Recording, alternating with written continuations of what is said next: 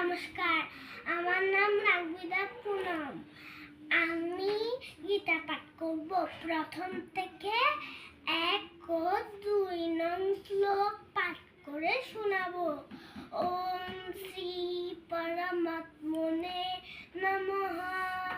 শ্রীমদ্ ভগবদ গীতা অথ প্রথম অধ্যায়ঃ।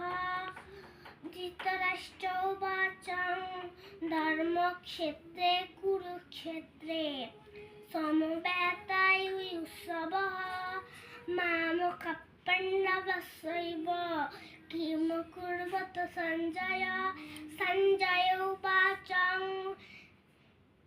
दृष्ट्वा तु पाण्डवानीकं व्यूढं दुर्योधनस्तदा आचार्यमुपसन्दम्य